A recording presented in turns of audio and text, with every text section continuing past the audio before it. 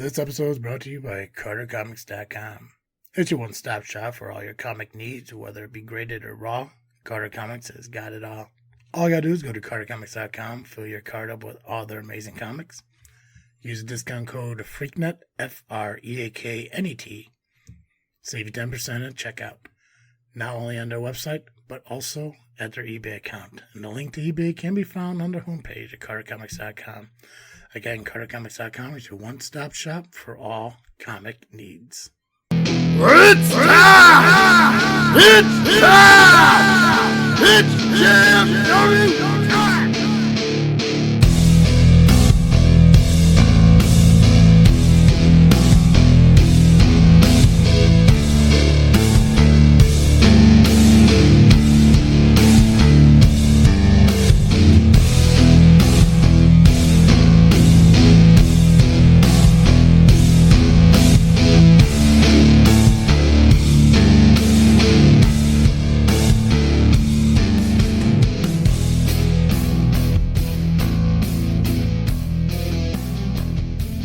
Hi guys, this is the Time Gun Submarine with the greatest faction in podcast history.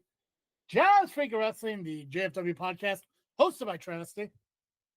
And I am the Faction Slayer and 1/3 of the IPW Trios Champions, Nubby, the Amazing Turtle. Guys, Apex isn't here today. Not quite sure where he's at. I did shoot a text over to Pac-Man real quick. Said, hey man, you know where Pex is at? He informed me. As soon as he gets to the bush, he'll let me know what's going on. So, hopefully Pex will be back next week. I know if you guys are following him over on Apex Nutrition, he kind of explained everything that's going on with him as far as his business. Transitioning, still thriving, but transitioning into a new adventure. So, make sure you follow Apex Nutrition over there on Facebook so you kind of see what's happening with that and how you can continue to get all the amazing products from Matt Stoffel himself. So, not here this week, but again, like I mentioned, Pax is on it. So, Pax, it's too close. Anyways, Pax, man, you said it. You did. Nubby, you good? How you doing, man? I'm here. I'm good. Can't complain too much. Good to hear. I saw your father was with you at CSW this past weekend. Reverse. Your son was with you this past weekend. Yeah. So that's cool. Obviously, we're gonna cover CSW. We're gonna hit that on the it's like the pre-intermission match. I don't know what you want to call it. That's gonna be the back end of our highlights, right? I want to give you guys a plug though. I saw you guys got merch out. Yeah, we had some minor difficulties with that, but everything is good. Yeah, go to Brainbuster Tees. I believe you have to search for Sean Danger though, because it's under that name. But it is, pizza and beer merch. I thought I saw a TeePublic one too. Yeah, that was Is that the one that's messed up? No, it was the one on the Brainbuster Tees. But everything's all figured out. We got t-shirts and we got pictures, which will be sold at IPW this weekend. But yes, we mentioned TeePublic. I did post that while sharing the other stuff. Go to TeePublic, get your Amazing Turtle shirt and the other JFW stuff by searching JFW. I do like your pizza and beer photo here, man. That's awesome. That's nice. If you see me looking out this way, I added a second screen to my setup, so you're gonna be seeing me doing this a lot going forward. And that's because there is something actually, for the longest time, there were moments where you guys are doing stuff and I look this way because I assume somebody's gonna come through that door. Now going forward, I'm just gonna be looking at the screen here. But yeah. Guys, make sure you check that out. Nubby, you got access to our JFW page, right? Yeah. Yeah. Share the link on there. If you guys find it that way. We'll do that. Yeah, go to my shit. We'll go to your shit. We'll find their shit. We'll go to your shit to find our shit. And a lot of shit. It's an inception of finding shit. Real quick, guys, this past weekend they had the showing at the Hollywood Cinema for RPW's most recent show. I heard it went successfully. I saw that that Pac-Man got a wedgie. No, good on him. That's hilarious. I saw Gabagool. I don't want to call it a punch because apparently Lady Giggles doesn't know how to strike somebody, and why would she? She's too nice of a person, obviously. You could clearly tell that, but when Gabagool was mocking her at the, the food kitchen, Yeah. RPW, she's like, "Oh, I got a knuckle sandwich for you, Gabagool," or whatever the hell she did. Yeah. I can't do it. Yeah, that's about right. Yeah, it's close. Oh, I'm gonna come to get you. It's like she's like Pac-Man. It's like you try to be a badass, just stop. Just be adorable like you are. That's it. And I mean that for Pac-Man too. Just keep on being cute. Their vlog came out. If you guys are following Lovely Intoxicated Men over on YouTube, their vlog came out. I think it was yesterday, Sunday. Yep. Yes, sir. Go check it out. Obviously, they highlighted a lot of key spots at RPW in relation to LIM members. And, they talk about how Pac-Man's reinstated. They go into the whole spiel about the upcoming match they're having, Memorial Day weekend and stuff. So check that out. Subscribe over there. And while we're on YouTube, you might as well subscribe to us too. So, okay. What's on the Power Hour this week? I want to get everyone shit out at the beginning. We got Maurice going to be on Power Hour, formerly known as Moondog Murray. There we go. Awesome. And Scourge Society still exists? Yeah, they just had a show recently. And I guess Kyle's going back to Disney again. Yeah. But I think they're going to hit up the new park at Universal. Gotcha. That wasn't so much a question as a bummed out statement that is true. So, But that's just me. You guys go listen to Tom and Kyle. I don't know, badmouth each other, but still remain friends. I don't know. Whatever they do. Yeah. But they do it in a nice way with categories, I guess. I don't fucking know. Yeah. I don't know. Or segments. I'm sorry. It's not categories, it's segments, Yeah. Dumbasses. Anyways. This freaking show, season finale, is coming out this week too. Okay, cool. Everyone got their plugs. Everyone got their shit in now. Phoenix Pro Wrestling was this past Saturday. If you guys have heard us talk about Phoenix Pro Wrestling as of late, it's because of their partnership with IVWF. Nubby wrestled their United States champion. Is that correct? Yes. So Phoenix Pro Wrestling is going to be talked about a little more often than normal if their partnership with IVWF continues on. So Phoenix Pro Wrestling started out with the Champagne Room, hosted by Jack Steele and James Payne, known as the Phoenix Pro Wrestling Tag Team Champs, Pain and Pleasure. Mason Perks was their guest. They presented Miguel Angel Plaza from New Jersey, the Ambassador Award. Perks came out, cocked off. This is information sent to me, not my words. Cocked off about his match with Phoenix Pro Wrestling Dominic Zagris. Perks came out with his own belt from Illinois. I'm assuming it might be the Power Entertainment Championship. Ended up Dominic whooped his ass. Then it was debuted as Lil J Izzy versus the return of Hell Yen. Izzy won in the best of 3 falls. James Payne issued an open challenge. The debut of Pisces was crushed by Mr. Payne. Then it went to the New Age Wrestling, the North American title match, in which Gemini lost it to Beaumont with the inadvertent help of JT Simmons. Then the NAW Impact title match, champion JT Simmons versus former champion Crawdaddy Rod Hooks. JT retained with a little help from Beaumont. So people helping people, which I guess, in the world, you want that. Maybe not so much for, title opportunities and wrestling shows. Gemini Still Upset came out and tagged with Rod Hooks in an impromptu tag match, Crawdaddy and Gemini versus Simons and Beaumont, with Simons and Beaumont winning. Phoenix Pro Wrestling Cruiserweight title match, Dominic Zagris versus Mason Perks. Perks became the new champion, but later threw the belt in the garbage and retired that title. Oh, okay. Well, that sounds like a Perks thing to do. I mean, it sounds like an Illinois thing to do. We are kind of dicks down here. Then it was the Phoenix Pro Wrestling United States champion, DOC, with Misbehavin' taking on New Age Wrestling's heavyweight champion, Crazy Scott, title for title, a no hold bars match, which included chairs, tables, and of course the oh so dangerous cookie sheets. They are the worst. They when people are saying like, wow, they're so loud, just assume that the louder it is, the harder it is. It's science.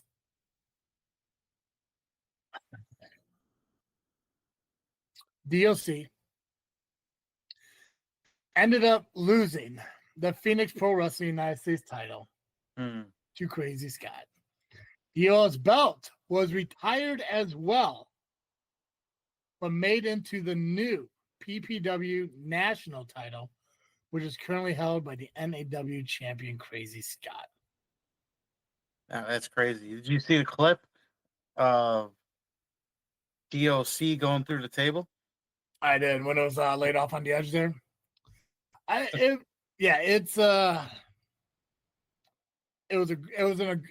got some highlights from Phoenix Pro Wrestling. That was one of them. I thought dude was going to go to the ropes. I know he thought about it, but even he's like, maybe not. Let's just do the running jump, which, is fine. But you know what? It just kind of bums me out, man, because that could have been your title. That could have been you. It could have been me, and I would have been a double champion. You would have been a double champion. You would be retiring the U.S. Championship and becoming the PPW National Champion. Yeah, that's right. I wouldn't have gone through that table like that. No, you would not. Talk about literally going through the table because the outside parts stay together. Never seen that before. It was nice. I mean, you know what? That's a pretty well built frame. I'm just gonna say. So, if you guys want to check out the highlights, there's some clips and images and stuff available on the Phoenix Pro Wrestling Facebook page. Check that out. And they do have a show coming this summer. And we'll cover that. I believe it's at the campgrounds this summer. Once a child. We'll talk about that when that comes up. They started posting on YouTube as well. There's some full matches up there right now. Good. I know they've been trying to do that consistently. Hopefully they do. And honestly, like that's what everyone needs to be doing. I'm not going to tell anyone how to run their business or what to do with their stuff, but holy shit. No, sorry. There's Sean Danger with a short beard. Yeah, that was the thing. That's fantastic.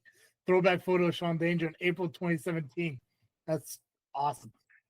No, I mean, social media is free publicity for any promotion or wrestler out there. And I know we've talked about it on this show quite often about people utilizing that opportunity. Because, I mean, Elite Pro Days, this shit really wasn't a consistent thing. Right. Well, I get that some, because of social media, a lot of people got lazy on their shit. That's why flyering isn't a big thing anymore. It should be. But if you have the entire world at your fingertips, utilize that shit, So but no, I'm glad. I'm glad Phoenix Pro Wrestling. And I'll have to double check, but I think Phoenix Pro Wrestling's YouTube channel might actually be linked to our channel. If it's not, I'll make sure it will be, because I actually got to add a couple other shows onto that as well that I don't think I have yet. But okay, so Phoenix Pro Wrestling's done. Brew City and POWW Entertainment did have matches over this past weekend. I didn't get any results from them. We do got a POWW Entertainment show coming up in the match cards. I'll wait till we get to that point. But Brew City and POWW Entertainment, again, there's no results for those. But obviously, we'll continue to cover Brew City on their next show, and we'll cover POWW later on this evening. Because Apex isn't here, do you want to do AAW? Sure, I can do that. I can pull that up right now. Cool. I know I worded it like a question, but we knew what I meant. Yeah, I know what you mean. Yeah. I listen to what you mean, not what you say. That's right. That's true. A lot of people need to do that a lot more. I keep on clicking that arrow. Okay, stop clicking that arrow. Okay. All right, so AAW did have a show this past weekend, and results courtesy of Mr. Paxman himself. Oh yeah, way to go, Paxman. Yeah, good job. Way to Pac-Man it, Paxman. Yeah. All right, so Jake something defeated Iniestra. Ryan heard you. Huh? The moment you said Pac-Man's name, he fucking shares a link to his vlog in the fucking group chat. Like he knows we're talking about him. That's funny. Like I just plugged his fucking vlog and there it is. It's like I don't need that link. Oh yeah, he put in I guess we can call it the other FreakNet chat. Yeah. The unprofessional one. Yeah, the farts and diarrhea one. There we go. Yeah. And Anyway, slash Kyle. Slash Kyle. I didn't mean to interrupt you, man. Go ahead. I'll start over. Jake something again defeated Iniestra, Ryan Mathis, KJ Reynolds, Shane Boucher. Good thing I know things because it's not Shane. Come up. Solomon Tupu. I want to say it might have been Ryan Matthews too, but I don't think so. But anyway, so Ren Jones defeated Ace Perry. Robert Anthony defeated Zico. Isaiah Moore defeated Koa Laksamana. Wonder if that was dirty. What? Yeah, dude, come on now. Fucking Koa's too good to be fucking being out some shenanigans. Yeah. Hartenbauer and I guess Isaiah Moore did a double match because it was Hartenbauer and Isaiah Moore defeating Sean Logan and Bruce Hamilton. Joe Alonzo defeated Starman, Harley Rock. Trevor Lee defeated Rafael Quintero. Maggie Lee defeated Shaza McKenzie. Not Shaza? Yeah. Well, I should say it Shaza since it's his results. That'd be best. Yeah. But that means that's also you have to mispronounce bro. The Briox Bros. The Briox Bros. Joey Avalon, Sierra, and Aaron Roberts defeated Hellbounds and Heather Reckless. And then Beef defeated Stallion Rogers. And that is AAW. Awesome. Okay. The only other thing really is CSW for Raw this past weekend. Yeah, and I got that right in front of me right now. Which is from Steve's comments, from things you mentioned about quote unquote somebody listening to the show. A lot of shit happened at probably one of the biggest shows so far this year for CSW. Oh yeah. CSW had Nowhere Generation. This is considered their mid-season finale, even though there's going to be a show in June, but that's more of the Academy Upstart show where the students get to shine. And it'll be Saturday. Saturday and outdoors in the afternoon. God, I hate outdoor shows. I went last year. It rained. I remember that. Yeah. Underpass Lounge. What the fuck? Yeah, it's not too far from both venues, actually. Yeah. A little bit closer to the Franklin Park one, but still, it was fun. Not so much with the rain, but the matches went on. So, I mean, you got to see Hades X1X in swim trunks, panda swim trunks. Perfect. No shoes, no pads, no nothing. He was ready to swim. All right, so we had a pre-show match. It was a pre-show tag team match, as it was the Hype defeating LCA, which means Lights, Camera, Action, and the Golden Boy, James Creed. He got to make an official debut on the pre-show and lost. Really? Yeah. Well, it's good on him for expanding his reach into the Midwest, but and I'm a nicer guy. I mean, he might blame his tag partner, maybe. That sounds like him. That sounds more like him. He'll put blame. 100%. Yeah, absolutely. But you know who was really, really excited to see him? Was Chet there? No. Was that one woman who's always around there? No. Amy? No. No. Ace? No. The one woman with the annoying daughter? No. It was actually a male. Maybe that'll narrow it. Apex? Yes. He was so excited he took his shirt off and started swinging it around. That makes sense. That sounds like him. I saw him. He was on the bleachers, going, yeah, let's go, James Creed. Yeah, and I wish he was here to, confirm that, but we'll just verify it for him. The hard cam caught it. I know it did. Oh, then we're good. Then that's all that matters. Yeah. So good on Apex for cheering on his childhood hero. Yeah. All right. Then we have the main show. We did not have a Futures Battle Royal this time. So we're going into the main show, and the first matchup was the Chi-Town Rumble. And the winner gets to have a future title shot of their choosing. Now, I think I'll just go and mention all the participants in order as they showed up. Sure.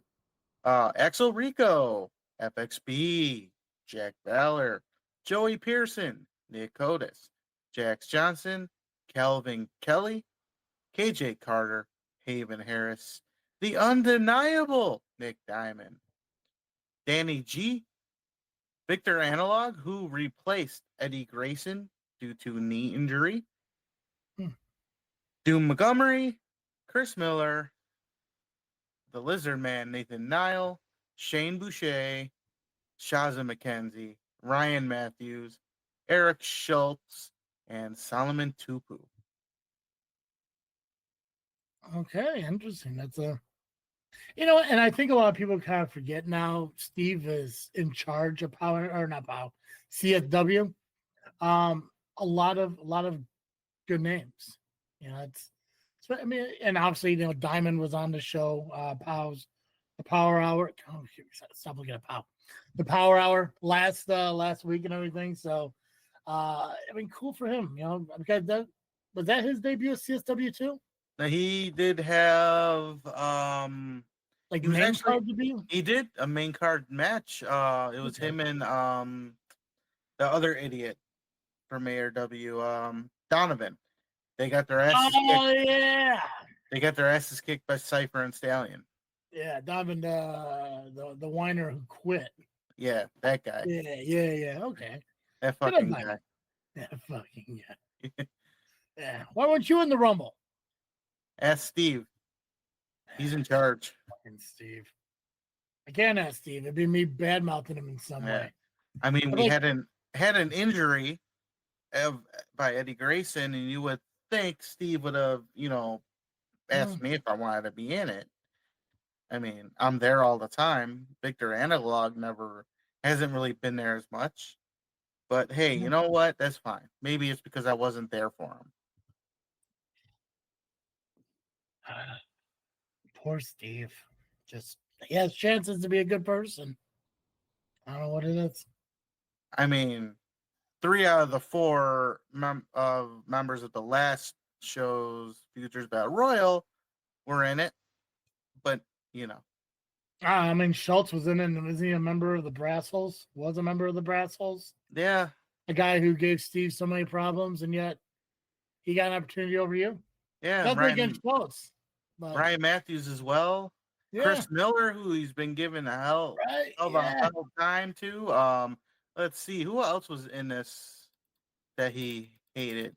Jax Johnson. Well, even though he's a fan favorite now, but still, I mean,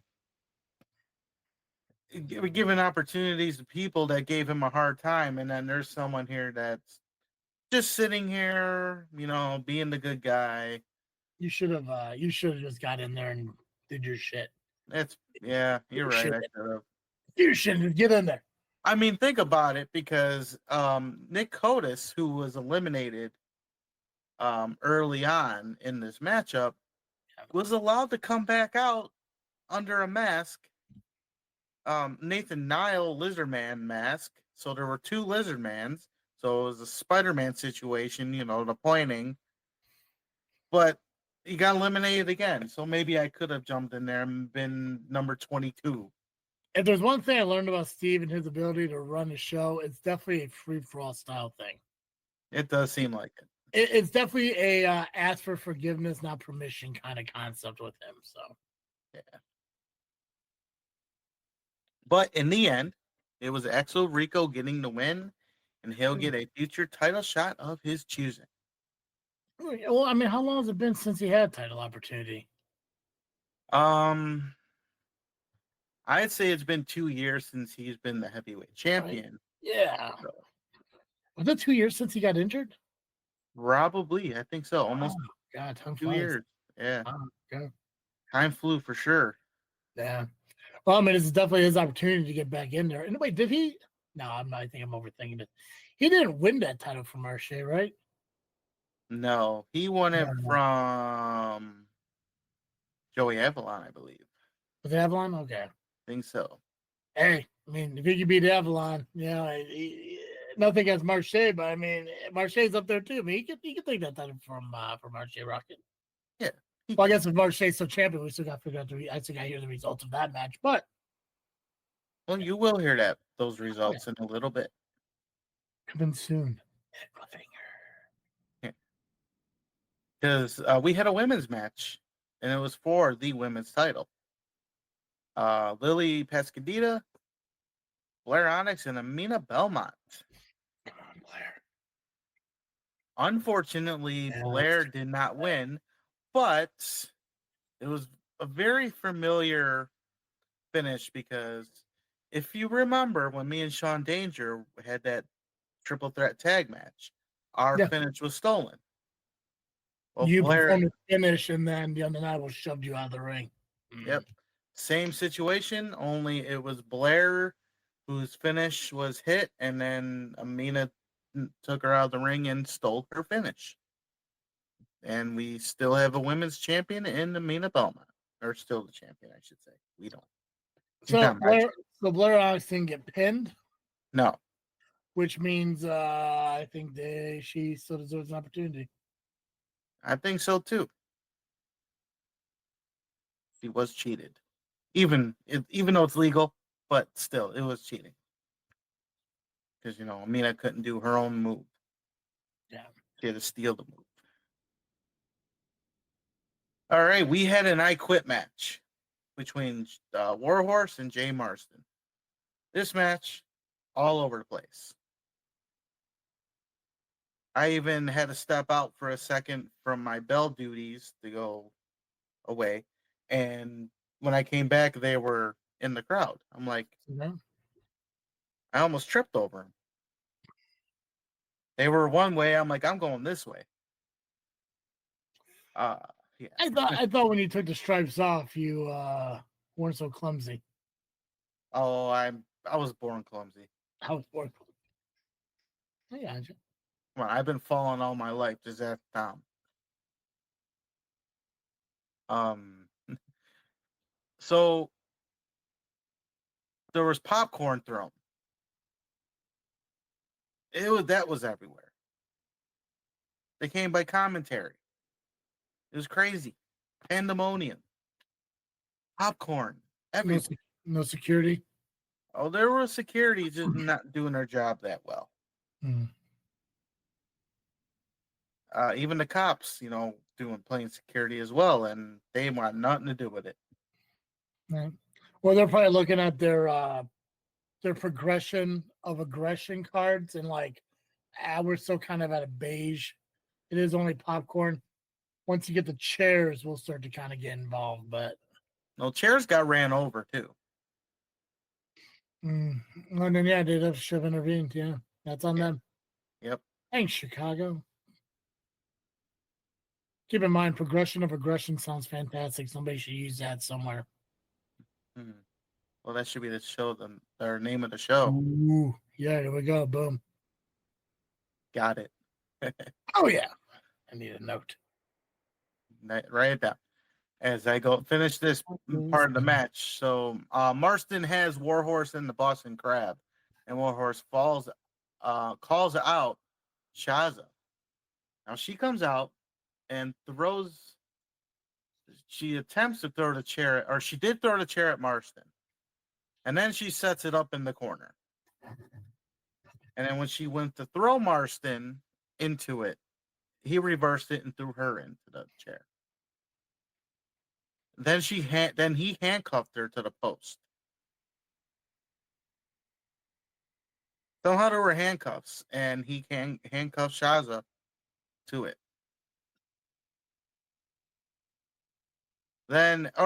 And let's see here, what happened? Okay, so Marston set up Warhorse in the corner, kind of like a tree of woe, but opposite, kind of.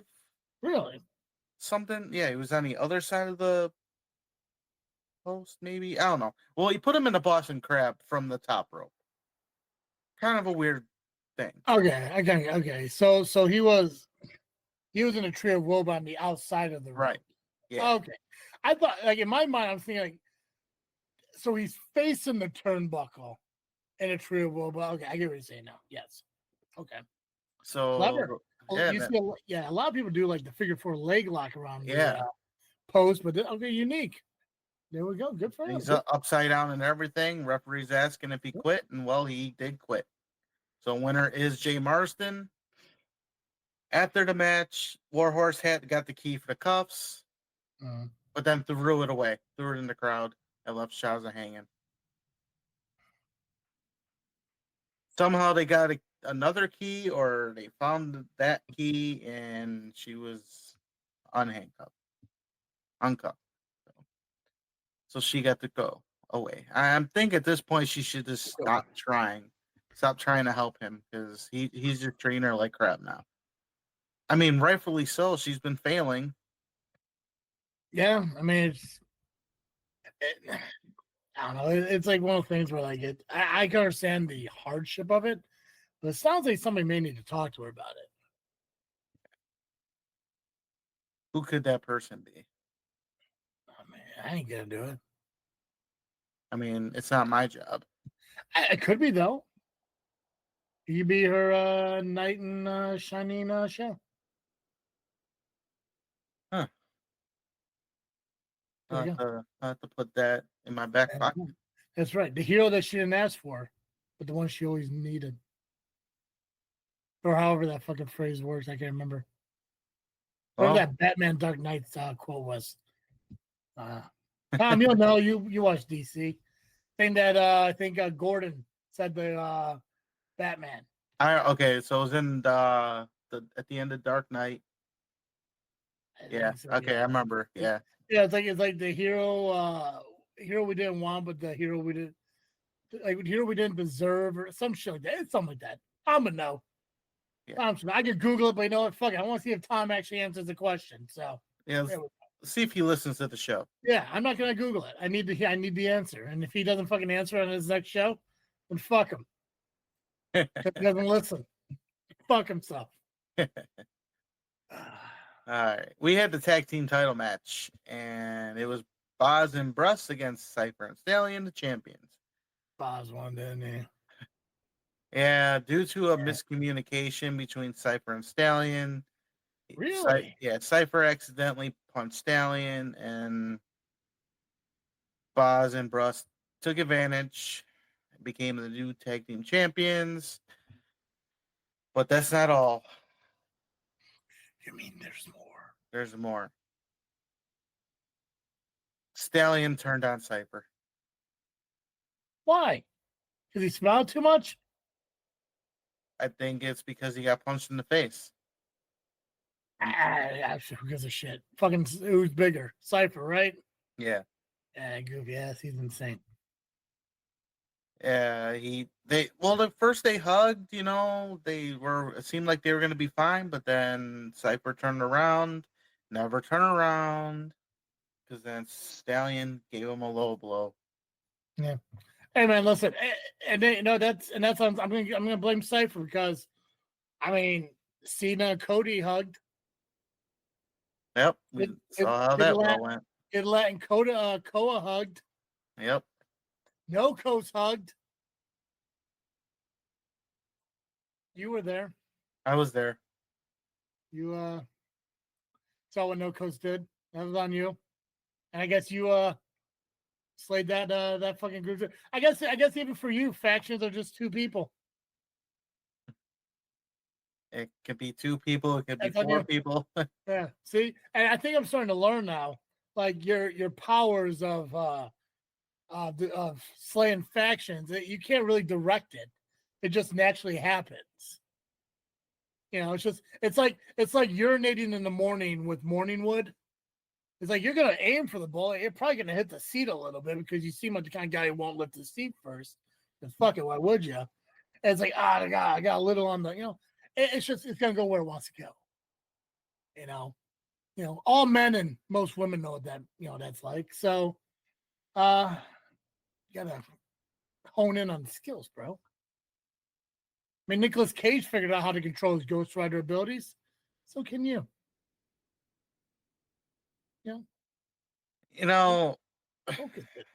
I gotta control it, I guess. That's what I'm saying. I mean, if you're able to control it, then the undeniable could be done instead of No Coast, instead of Cypher and his partner, Marche Rocket going out to be a dick somewhere. God, how many tag teams have you? Schultz and Punitive Damages, FAFO, Apex and JPH. The reprisal at IPW. So reprisal, dude. It's like you're just fucking free balling it out there, bro. Just like, boom, there you go. You're done. It's like fucking Ben McCoy and the Rapture. Just knocking little pieces off, bits and pieces, man. And that probably wouldn't have happened if McCoy didn't call me out.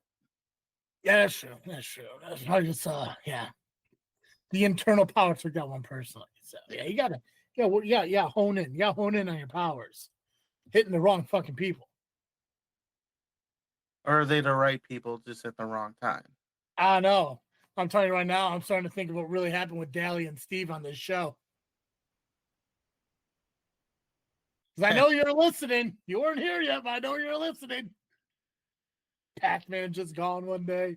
But where the hell's Apex? Don't know. Haven't got the update from Pac-Man yet. So, I mean, I brought Pac-Man in. So and then you took him out. You brought him into this world, and then you can take him out. You get how your powers work. I think your powers are more along the lines of like Venom, or Hulk, or Mr. Hyde. Like it's a part of you, but it's another entity of its own. I'm gonna say that your abilities to slay factions is kind of like Venom. Yeah, like it's in you. It just comes out. So in a way, I kind of slayed my own faction because I had Omar and Natasha Crane, and now they're both gone. Yeah, you slayed the Cowabunga crew, bro. But now I got 2 other members. You do, yeah, and there's always opportunities for growth. Maybe your internal your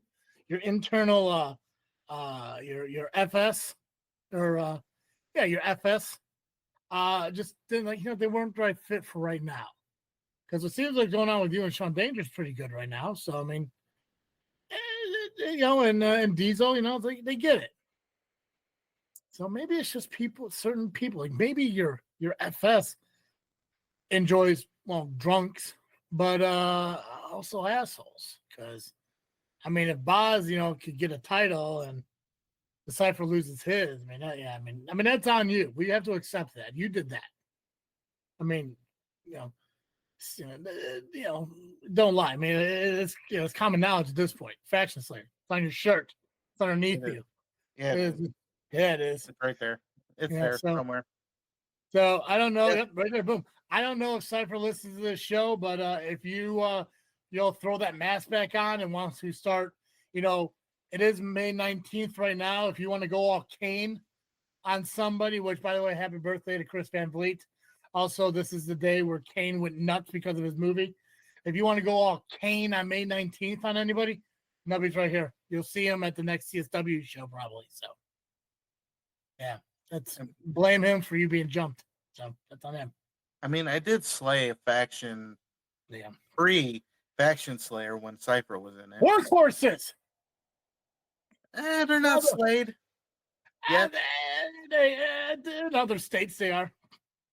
Well, that's because their own fault right there. Yeah, but see, they're coming back together now because they had enough time away from you.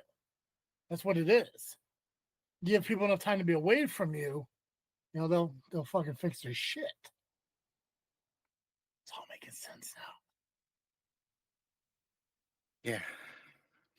If I could figure out creative animations and graphics and shit, and I can make you like a Venom looking shirt, I 100% would, but I'm not that good.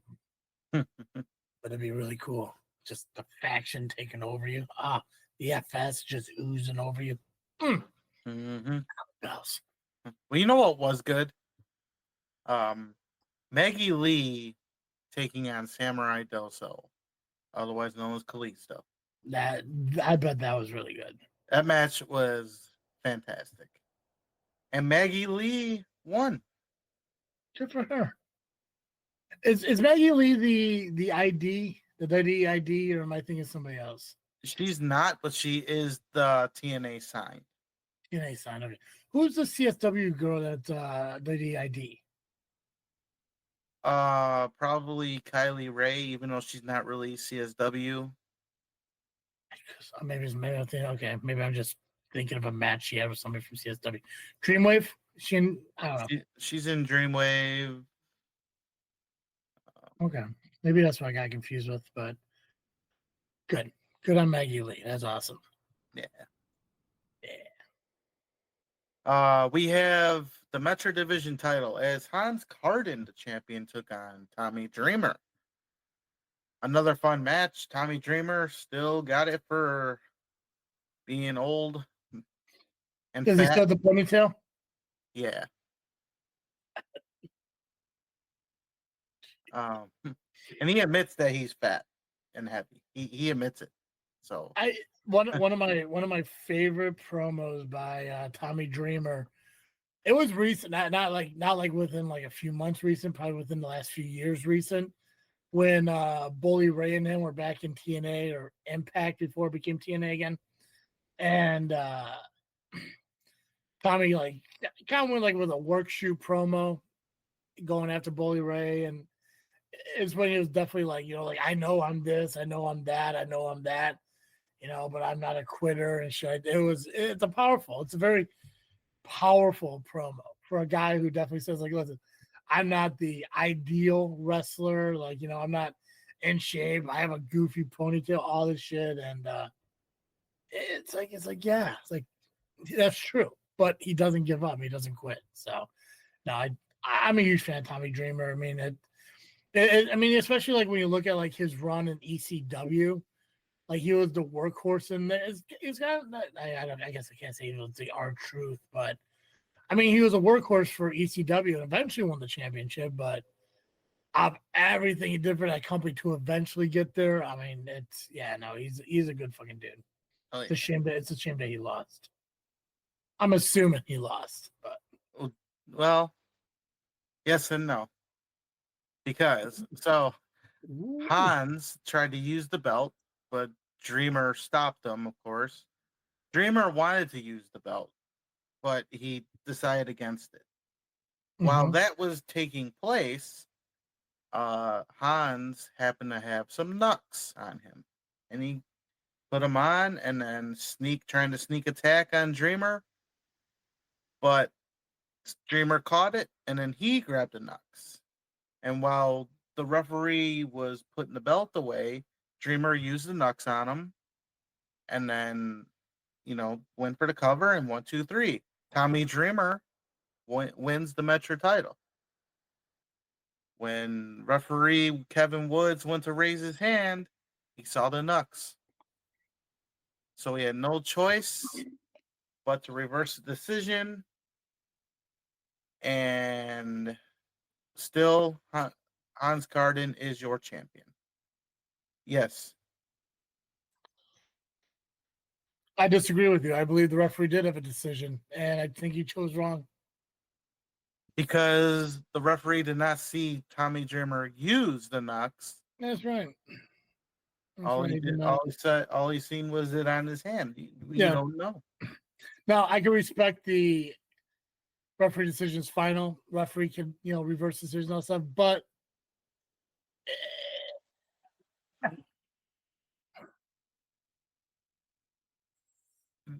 argument could be that Tommy Dreamer is the uncrowned champion right now. Yeah, and not only that, if we can even go a step further, and I'm okay with getting flack on the Power Hour for this one.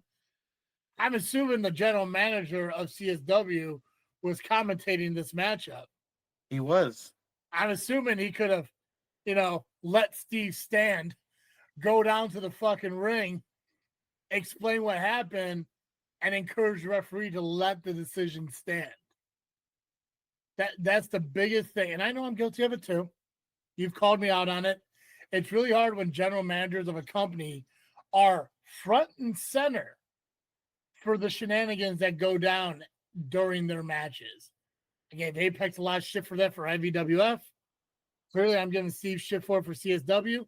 I've gotten flack for it at SCW. I've given Flat Top flack for it at SCW. It's one of the things where it didn't have to be earned. But again, I do respect the referee's decision is final. But when it comes to that, it's like, come on, you just took a title from Tommy fucking Dreamer. Like, I don't know who that ref is. I'm guessing he had to have felt like shit, though. I don't know if he's seen the footage, but you a baseball fan, Nubby? Yeah. You ever see that game? Even if you're not a baseball fan, I'm sure you've seen a clip of it where that referee missed the first base at that Detroit Tigers perfect game. Even though the runner was out, the referee called him safe, and it was the final out of the 9th inning. And if he got the decision right, that guy would have gotten a perfect game, which is rare. I think there's only like 21 of them in the history of baseball. But because the referee missed it, and they didn't have reviews at that time, he called the batter safe, and the umpire's decision is final. You can't reverse it and shit. And he afterwards, once he saw the review and he did the interview, the ump said, he's like, I messed it up. I took a perfect game away from that kid, and I'm going to have to live with that for the rest of my life. I don't know if the footage is available yet. I don't know if it's on IWTV. I don't know if it's on somewhere like online. But once that referee sees that Tommy Dreamer did not use those brass knuckles and he just took that title away from Tommy Dreamer, he's going to have to live with that. Well, the thing is, he did. No, he didn't. No, I don't believe what you. I don't believe that either. You don't believe it? Well, when the footage comes on out, you can be the judge. Yeah. I'm gonna watch IWTV because I have it now, and I'm gonna see Tommy Dreamer use just part of his arm, this hand right here. Now, see, that could be argumentative. 100%. Oh, there's another thing I'm gonna argue about. Real quick side note: if we get on to Rocket Pro Wrestling for a brief second, I don't think Rion lost the last man standing match. I think I know where you're going to go with this, and I may have to argue it too. I may have to argue with you. But go ahead, tell your side. So I was watching the vlog, and obviously a lot of the vlog, they do, again, a lot of recaps and highlights and stuff going on. When the referee was doing the count, when he was at 9, there was still one knee down. Before the 10 was called, that knee was lifted off the ground. From my point of view, from the image of the vlog, it looks like that knee was up before the referee yelled 10. And if that's the case, the referee should have stopped and proceeded with the matchup. I think Rion did not lose that match. Okay, that part I'm not sure about. Okay, what are you talking about? Well, I thought you were gonna maybe argue that Maximus was on the ground as well. But when I watched, he did pop up just before 10. I almost argued it at the premiere. Almost. Yeah. If you go back and rewatch the vlog, because we all know you did. Go back and rewatch the vlog. And as a referee, because the experience you have, watch the takeout. You have to really watch where Rion's at. Like, before 10 is said, I'm pretty sure that knee's off the ground. It's a split second, but I think there was enough time that the referee was able to go, no! I'm just saying. I think you have to be completely on your feet, though. Is it? I thought you just, maybe. Again, referee decisions are final. I understand. I'm just saying. Perception is everything. That's why when I watched the replay, I know that maybe he had the brass knucks on his hand. I think he just probably hit him with it. He was just going for, he just wanted the extra weight to get the, I'm not saying, it's Tommy fucking dream. He's not using brass knuckles. Absolutely not. Well, since we're on that, you brought that subject about that Maximus and Rion.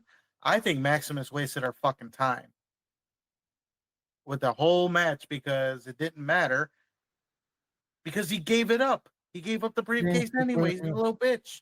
He quit like a bitch. He did quit like a bitch. I understand, yeah. Yeah. Things aren't going my way. I'm going home. Okay.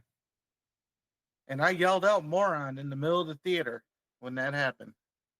Good for you. Fuck yeah. God, it was a wild thing. I mean, they, especially like, doing the fan access and you sit there and you listen to Rion and Maximus go back and forth and both making some solid points on their eventual destination to where they ended up. Just to have the match that they had, a little retribution for Maximus, a little redemption for Maximus, saying, okay, where do I go from here? Boom, next season's just around the corner. Motherfucker could have waited 2 more hours for the show to be over, or an hour, whatever it was, for the show to be over, and take the month to figure out, do I really want to do this or not? He just had to survive 1 more hour of that show and sit on all the shit that he spewed out to the Undeniable before he handed over the briefcase and said, I quit. The same briefcase that he put himself into the match to win. The same briefcase that he has used to jeopardize the championships of at least, 3 of his Undeniable friends. And he wants to blame everyone else for his mistakes. And I know I don't know who it is. If it's Nuke or anyone who runs the ARWPRO social medias, showing the briefcase, stay tuned. It's like cool. It's like, what am I saying tuned for? Like, Maximus is gone. I mean, the obvious decision is taking that briefcase, put it in a battle royal. Winner wins the briefcase. Do another ladder match, whatever it is. Give it to Nubby. Give him the opportunity to fucking win a title that the Undeniable stole from him. And this is like, hey, I'm sorry, not even 1, 2 of them being 1/2 tag team champions and your not Intercontinental. Is it Intercontinental? No, it's not Intercontinental. What was it? Chicagoland Championship, which doesn't exist anymore. But they took that from you. Yeah, they did. Had it. And then they defunct it or whatever it was, retired it. They took 2 titles from you. If Nuke was any type of friend like he should be, like Steve should be, you should get retribution and let's start righting some fucking wrongs against Nubby. And I get it. They'll be like, we can't just give him, like, bullshit. You can't. If you could take from somebody just as easy as Damian Saint took from you, it's no problem for Nuke to say, hey man, I'm going to go ahead and I don't know why I'm doing the voice. Hey man, I'm going to go ahead and give you the briefcase. You deserve it. So, but he doesn't want to, Also, why do I make Nuke sound like John Laurinaitis? I don't know. Anyways, he should just give you the fucking briefcase. Say, here you go. You deserve this. Use it on a tag title. Use it on Michael. Use it wherever you want. This is now yours.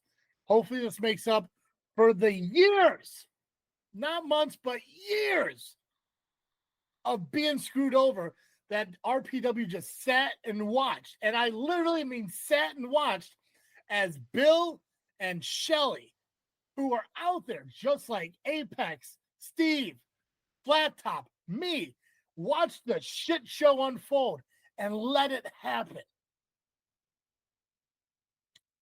That's what we should wait and see for. You are not wrong, sir. I rarely am. I'm not wrong about the brass knuckle thing. He definitely just used it for more force. He did not use it actually on him. So you're crazy.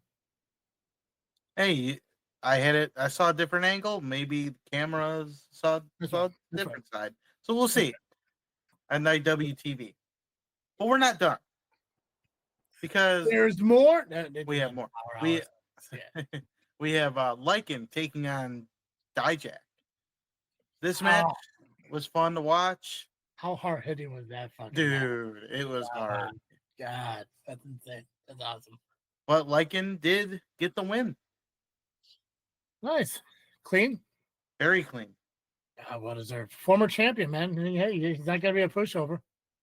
Hell no, and not against Dijak. He doesn't care who he wrestles. You mean what was this fucking retribution name? What the fuck was his dirty retribution name? I don't remember. I can't remember either. I know it wasn't Mace. That was the other guy. Yeah. I can't remember. Yeah, he had a goofy name though. Yeah. But good on him. Dijak is a fucking beast. He was a beast in NXT. He was a beast in WWE. He was a beast when he came back to NXT. Obviously, yeah. Beast looking in person. Oh, I believe it. Yeah. Good on Conan though. Yeah. Good on Conan. We had the heavyweight title, semi-main. MeTOMICA versus Marche.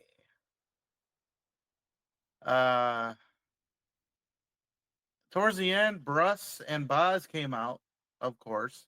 Why wouldn't they? Yeah, not surprised. To distract MeTOMICA. But Tupu and Lycan came out and chased them out. Oh, yeah. Well, those are definitely two big dudes you want on your side. So. Oh, yeah. And they're both former CFW champions, right? Tupu was a former champion, right? No. Was it?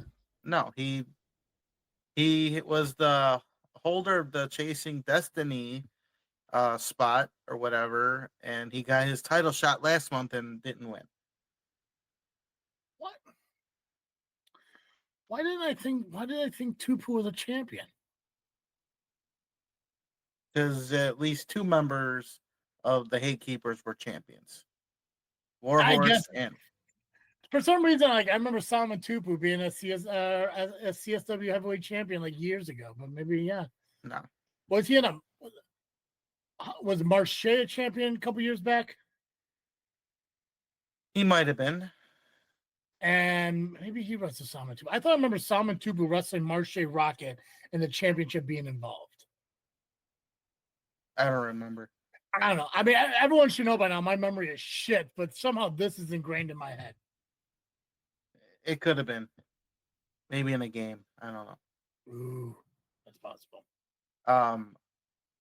Marche hit a spear on MeTOMICA when she turned around after being distracted. Then sets up for the M80. And as he's about to do it, MeTOMICA slapped him and flipped him the bird, but then Marche hits the M80 and retains the heavyweight title. So that is twice now. Tupu did the same thing. You slap Marche, you flip him off, you talk your shit, but you don't do anything, and then you pay the price. Yep. She brought it to him, though. Not many people can get away with, chopping Marche.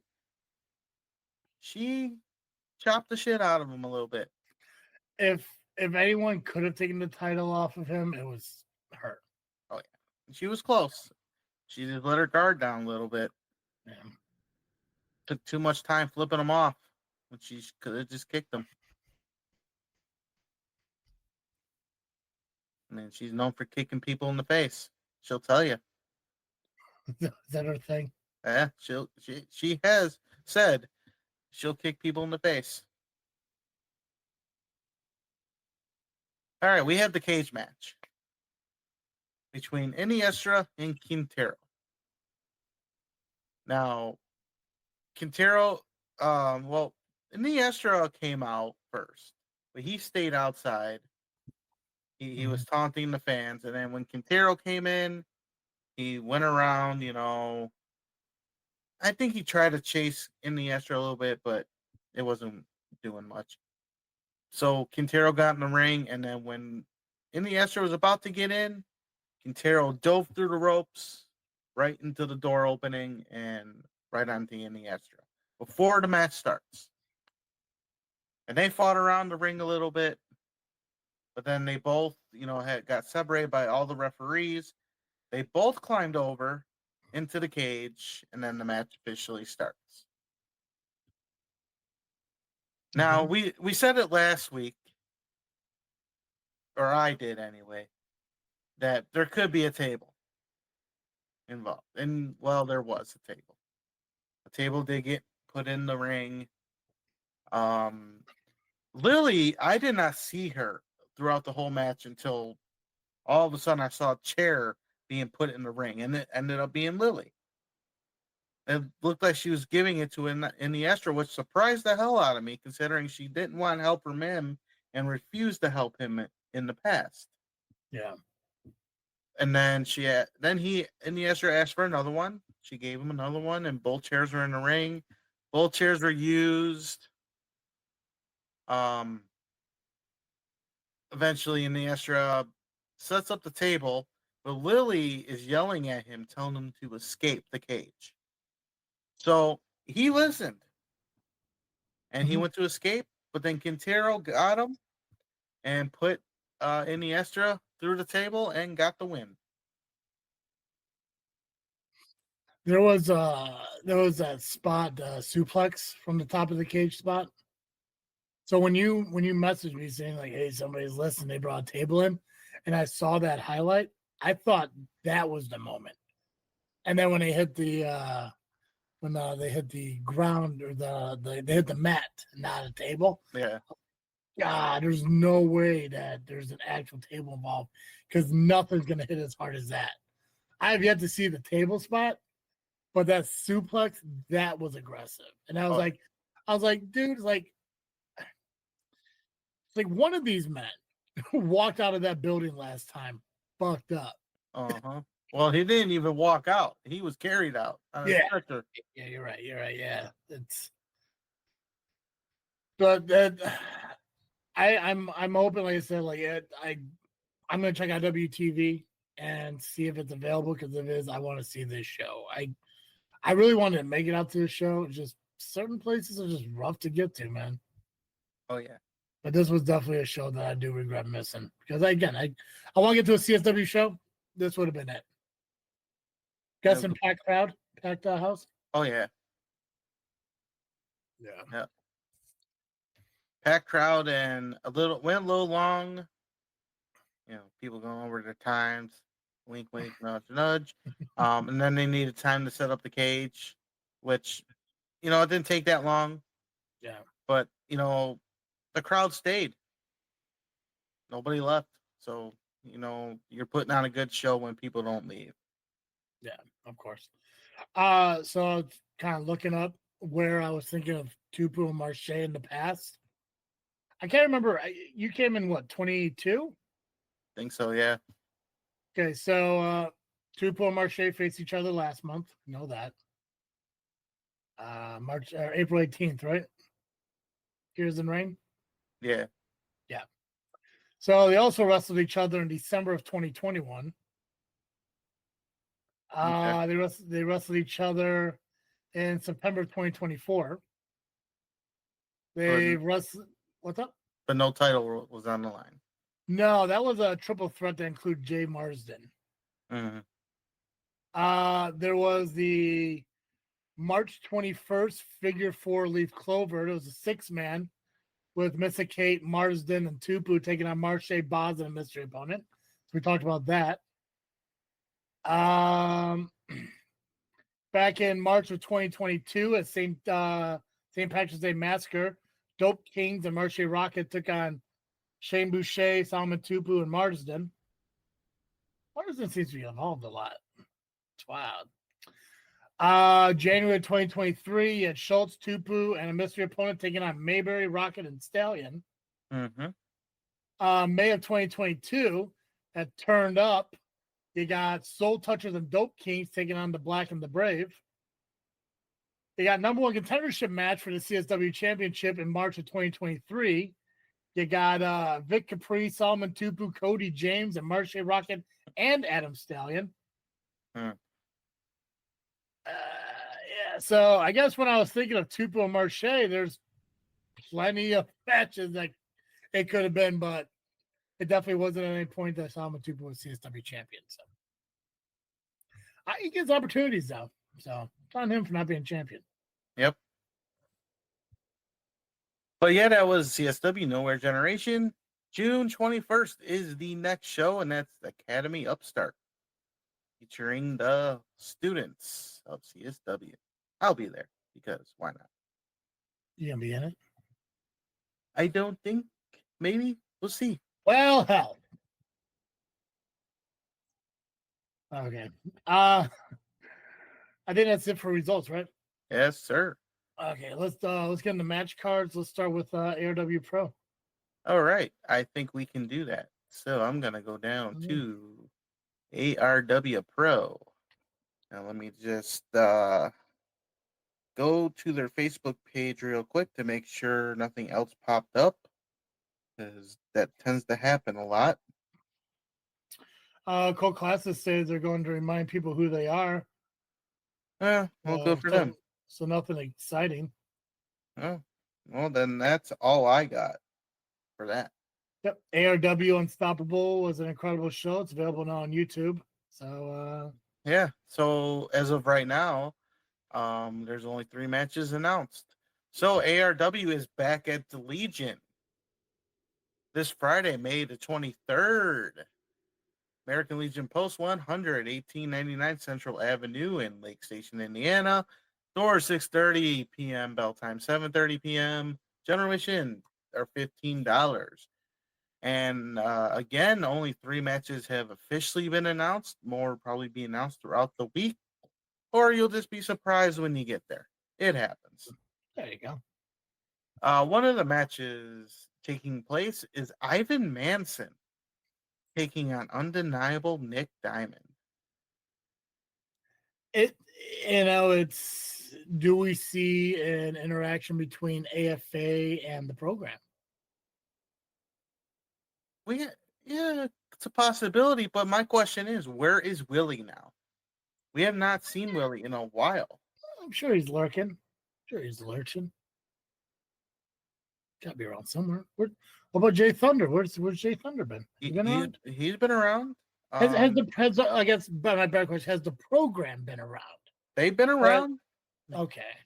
Not collectively at the same time, but and that's what I'm kind of asking. Like, I know Thunder's been having matches at ARW. I know Schultz has been having matches at ARW, but as far as the program goes, it's like they're all there, but the program's not there. It's like, right, because we haven't really heard ever since that altercation between Diamond and Creed a few months back, talking about Diamond shaking the hand. Was it Glover he was shaking the hands with? Yeah. Yep. And increasing, like, he's taking our spot or some goofy shit or whatever he was whining about at that time. You haven't heard anything about any of them. It's like it's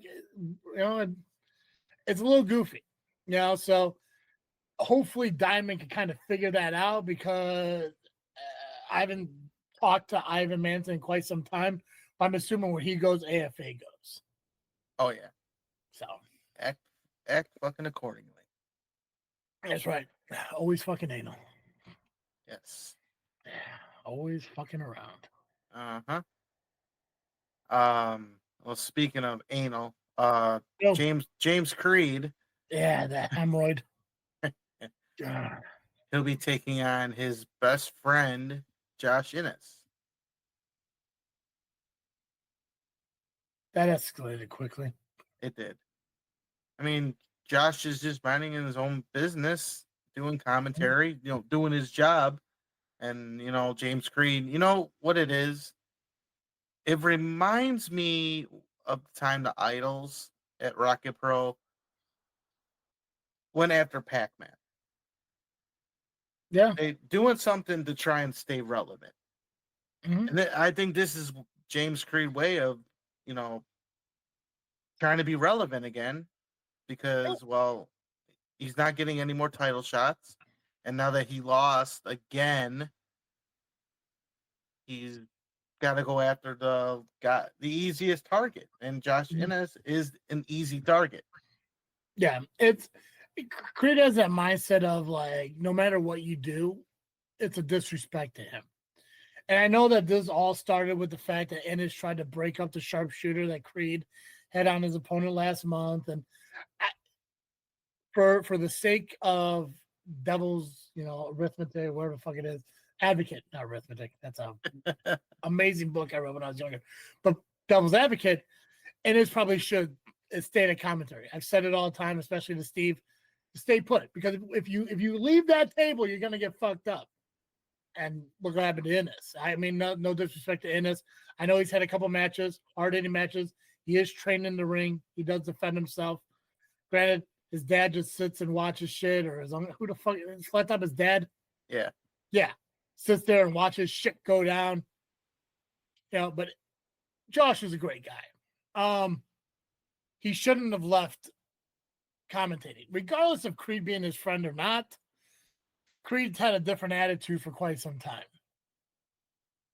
Maybe Josh didn't think Creed would do what he did to him, but I assume other people didn't believe Creed would be the way he is right now. So, but at least, Josh is willing to stand up for himself, just like Steve. You put your hands on me, I'll do something about it. I'll handle myself. So this is going to be an interesting match. I hate to give it to Creed, but obviously he's the more well-trained, more well-traveled, and he's a dirtbag who probably will do anything he can to win. Yep. So he'll cheat. Yeah. That's what he does. I hope Josh small packages him into a fucking victory. Because that would make my fucking day. And then just run away because Creed will be a bitch and try to attack him after the match. If I had to predict it, if I had to predict this match right now, Creed's gonna have the upper hand through a majority of it. Josh would get a little bit of fucking offense. Creed's gonna come back, hit him with every fucking move he knows how. The fucking running forearm, fucking shining wizard. Hit him with the elbow drop. Put him in the sharpshooter. Fuck him up. But yet he's not going to allow him to win just yet. He's going to go for one more big fucking move. Small package by Innes. 1, 2, 3. Creed fucking loses his shit, and then destroys fucking Josh. Calling it right now. Fucking calling it. Because that's the mindset of fucking Creed. Mm-hmm. It doesn't seem like he gives a shit about winning. Well, at least when it comes to ARW. Not so much SCW. Same attitude. Different fucking goals. Yeah. At SCW, he needs to retain that title. At ARW, he just wants to fucking destroy anyone who he feels isn't in his league. I think right now, Josh isn't in his league. So he doesn't care about winning or losing. He cares about fucking Josh up. So once he gets that loss, that's going to cause him to snap. So calling it right now. Sorry, Josh. You'll win. You're going to get fucked up while doing it, though. Yeah. And the only other match announced is the heavyweight title, which Greg Glover, the champion, will be taking on Isaac Slate. Because he cashed in his golden ticket and he did not win, he gets a title shot. Makes sense, doesn't it? Hey, man, sometimes you just accept it for what it is. Or he's just another bitch to Dave Allen. That's true. That's also true. We can go that route. I mean, he's got Carl. He's got referee Carl, who's his big bitch, And now you got Isaac Slate, who's the little bitch. Yeah. God, you do not want to work at ARW, do you? I've worked for Dave Allen before. I was his fucking butler. Hey, you are. And he treated me like dog shit. Yeah. I remember you talking about that, yeah. If he's not going to hire me in ARW, it's because I'm more of a threat to him than anything. I believe it. I can believe that, yeah, 100%. I'm a faction slayer, but I'll also slay his time as owner. That's right. Well, we as we established earlier, you can't control it. We don't know who the victim of your slaying is. I don't even know half the time. You don't even know. You don't even know. Not one clue. It's like Son of Sam. Little dog's telling you what to do. It just happens. It's kind of funny. That was the first faction I was a part of. There you go. It's no longer a faction. That's where it all started. That faction is Patient Zero. 2 of them are retired. Dave Allen's still around. I slayed it without doing anything. But that's how it works. You don't got to be there to slay that shit. Just the once it passes through your mind, that's all it fucking needs. That wasn't even Amazing Turtle then either. No, it's fucking Nubby power, bro. That wasn't even Nubby. That's fucking X Romeo shit, man. Oh, not so much X Romeo. That was actually Michael Nubsworth. Another name I forgot about. Yeah, we'll forget that one. We'll forget that one. Hell no, brother. God. Good thing it was one and done. I was no longer a butler after that. I was invited back, but I never went back. But that's ARW. Back to the Legion right now. More matches to be announced.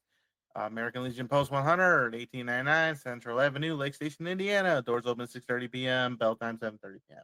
Intermission $15. Cool. This Saturday, Destination 6 presents Building a Empire. Now, here's my problem. It's a grammar issue with me. It's building an empire. Building a empire. I'm pretty sure it's building an empire, but whatever. Grammar is important to me in some senses. I don't fucking know. This bothers me. But it is this Saturday. Tickets are on sale right now. VIP are $30 for front row, $25 for general admission, $20 for kids 6 and under. I'm sorry. VIP is $30. Front row is $25. General admission is $20. Kids 6 and under is $10. Doors open at 5:15 for VIP, 5:30 for general. Show starts at 6 p.m. And it is at 136 West Carroll Street in Macomb, Illinois. Tickets will be available online through Cash App or at the Destination 6 Arena. Cards obviously subject to change, and there is no outside food or alcohol allowed. Some of the matches that have been announced, you're going to have a triple threat for the Destination 6 Women's Championship match. You got Paris McQueen taking on the champion, Ashlyn Alexander, taking on somebody you may know, Nubby, as Brittany K. Ooh. So we might have Brittany Two Bouts. Actually, I think she's already Brittany Two Bouts. So Trace Bouts? Let's go with that. Trace title? Trace title Brittany. Trace title Brittany? TTB? 3 title Brittany? But she's in a triple threat match. So there we go. Ominous. So she might be able to walk away with the D6 Women's Championship. Brohemoth will be taking on Mr. Broadway for the Ultra Gen 6 Championship.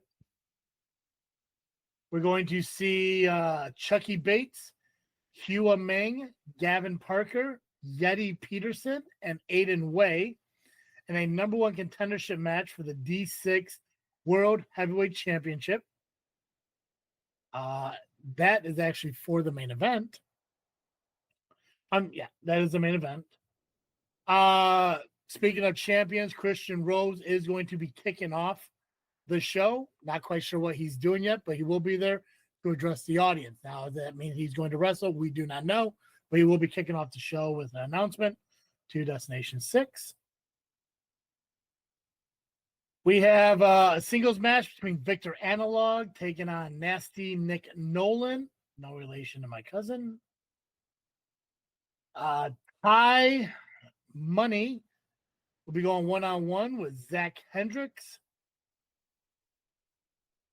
And final match that is currently announced is the D6 Midwest Express Championship match with Beck Reeves going one-on-one with Oliver Kane. So currently, those are all the matches that are currently announced for Destination 6. And that's going to be, again, this Saturday in Macomb, Illinois. If you're in that area, go check it out. I believe, yeah, they use a 6-sided ring too, so it's definitely a unique thing. I don't know. You want to do Frontline Pro? Sure. Well, let's do that. All right. Frontline Pro is this Saturday, May 24th, and this is their big show of the year. It's Honor Bound. Now, they made an announcement this week, I believe yesterday, or today, one of the two. They had to move the venue. They will be at the Bakerville Bar, which is pretty much their home in Marshfield, Wisconsin. It's 10631 County Road B in Marshfield, Wisconsin. Bell time is 6 p.m. Doors will be about 5:30 p.m. Now, when it comes to the tickets, general admission is $20. I do not know if the same pricing for front row, second row, and third row are the same since they moved. There has no been an announcement on that.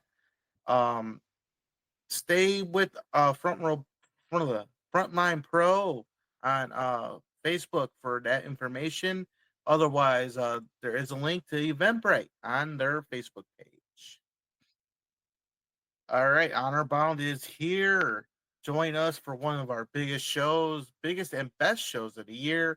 Every belt is on the line at Honor Bound, including the very first time the Liberty Division will have a champion. And you know what? Speaking of the Liberty Division, we'll go right there. It will be Rory Shield, McCully Rose, and Josie Valentine. They will make their run at being the first ever Liberty Division champion. That's it's rare to have a first. So, you know, it's gonna be history for one of them, that's for sure. And it's still a unique name. You know, you hear women's champion, you had the Divas champion way back when, but the Liberty, I think that's genius. 100%. You know, you always think about the Liberty Bell, and obviously with Frontline Pro and what they represent and what they do for communities and everything. You know, military, veteran owned and operated, and all the work that they do for veterans. I mean, it makes total sense, you know, and it's like TNA with the knockouts. It gives you something unique and different instead of calling it a women's division. So good on Ben McCoy and Frontline Pro for coming up with something like that. I don't understand why this doesn't involve Angel, which is kind of weird, but whatever. Yeah. Who knows?